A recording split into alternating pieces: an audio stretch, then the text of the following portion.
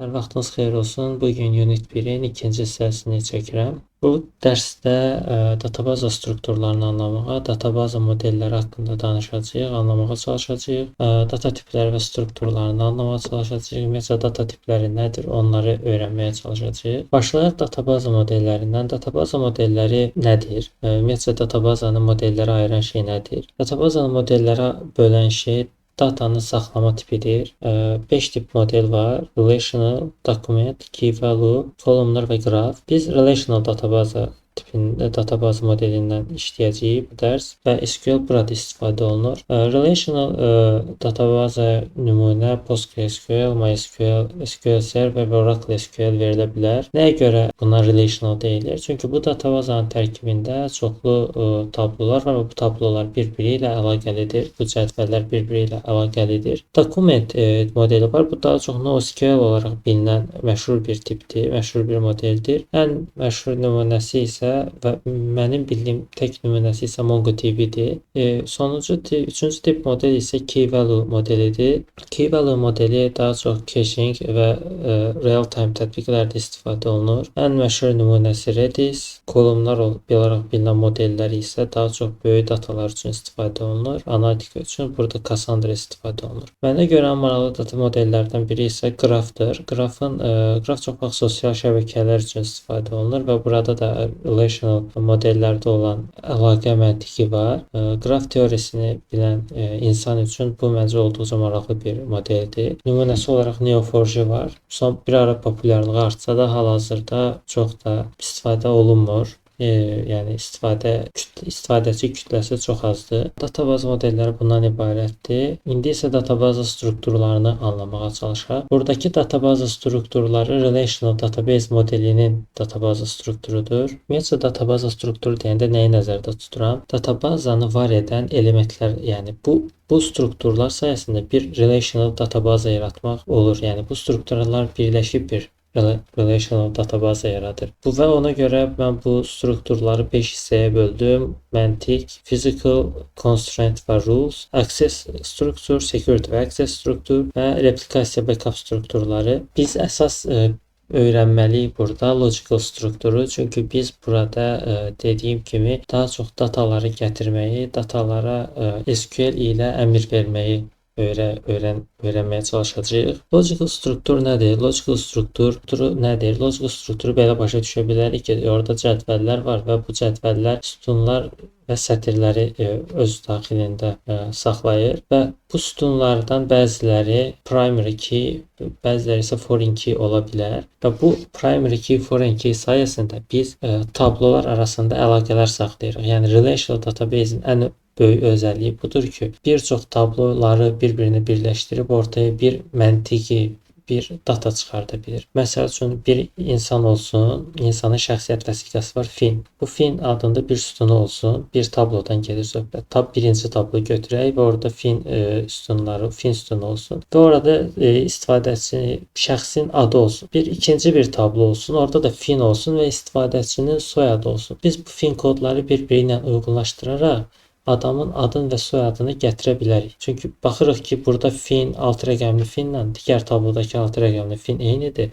Demək ki, bunlar eyni şəxsdir. Bu bunun adı, bu bunun soyadıdır. Bu ən sadə nümunədir əslində. Daha da qəliz ola bilir sistemlər. Mən anlaşılması üçün bu şəkildə deyirəm və bu sütunlar foreign key, primary key olaraq ayrıla bilir. Bu əlaqələrin qurulduğu sütunlar. Əlaqələr də çox ola bilir. Birdən birə, birdən çoxa, çoxdan çoxa və s.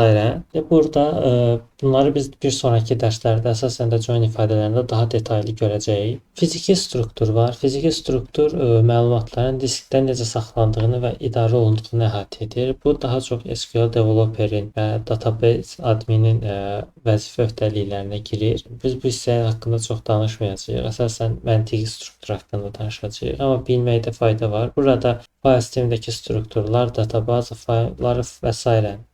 yerləşir. İndekslər var. Bu hansı ki axtarışı və matchingi sürətləndirir. Sharding var, bufferlər var. Performans artırmaq üçün caching və buffering. Bir digər struktur isə rollardır. Bu da eyni zamanda SQL developerin öhdəliyində olan strukturdur. Amma bunu mütləq bir şəkildə biz də öz dərslərimizdə görəcəyik. Çünki biz də bunlardan istifadə edəcəyik. Constraintlər mütləq bir şəkildə bilinməli bir mövzudur. Burada nəyi nəzərdə tutulur? Məhdudiyyətlər də əslində constraint-in mənası. Bu not, null, unique, check, default kimi terminlərlə bunu məhdudiyyətlər ilə datanı formalaşdırır. Bir sonraki isə trigger və stored prosedurlardır. Bunlar ümumiyyətlə çox əhəmiyyətli mövzulardır və əsas SQL mövzularından biridir. Bunları da iləriki dərslərdə görəcəyik. Trigger və stored prosedurlar nədir? Bir növ bunları SQL-də yazılmış kod blokları olaraq düşünə bilərsiniz.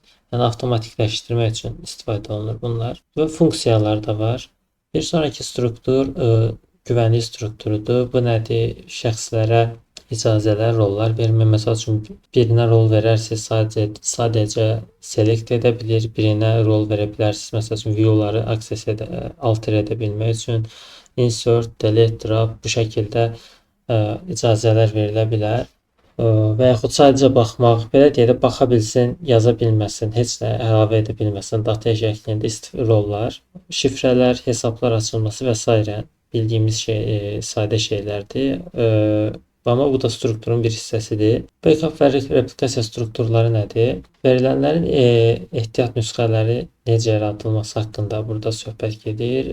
Master slave və ya multinode strukturlarından söhbət gedir. Çünki siz databazanın sürətli və dinamik bir şəkildə replikasiyalarını, yəni kopyalayıb götürməlisiniz. Çünki bir şey ola bilər və o databaza çökə bilər, yana bilər, yanğın baş verə bilər. Önləminizi öncədən almalısınız. Uzun sözün qısası strukturlar bunlardır və biz sadəcə əsasən məntiq strukturunu görəcəyik, logical strukturu. Çünki biz data analitika olaraq və SQL data analitika olaraq və dataları incələmək istəyən bir şəxs olaraq digərləri databazaya müdaxilə etmək bizim vəzifəmiz deyil. Bəlkə iləriki dərslərdə, əlavələrdə bunlar haqqında danışa bilərik, amma hal-hazırda elə bir planım yoxdur.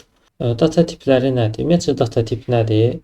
Yazı yazanda rəqəmləri ayrı, rəqəmləri ayrı, kəsrli rəqəmləri ayrı və yazıları ayrı tip olaraq qəbul edirik. Eyni şəkildə SQL-də də eynidir. Rəqəm tipləri var və yazı tipləri var. Bunlar eyni şey deyil. Rəqəmlər integer və float olaraq bilinir ən əsas. Integer nədir? 1, 2, 3, 4. Bunlar integerdir, amma kəsrli rəqəmlər isə 2.5, məsəl üçün 3.7. Bunlar isə artıq float data tipi sayılır. Text data tipi nədir? Yazı data tipləri, yəni məsəl üçün iman bu bir yazıdır.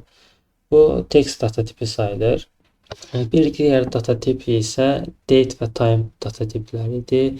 SQL-də bunlar fərqli data tip olaraq bilinir. Data tiplər çoxdur, amma ən məşhurları bunlardır. JSON, array, boolean var. Bunlar daha çox məsəl üçün JSON data tipləri PostgreSQL-də dəstəklənirdi, amma hal-hazırda SQL serverdə dəstəklənirmi bir fikrim yoxdur. Yəni data tiplər bunlardır əslində. Mövzuda çox danışmağa ehtiyac varmı bilmirəm. Yəni bu qədər demək kifayətdir məncə. Bu dərslik bu qədər. Bir sonraki dərsdə görüşərik.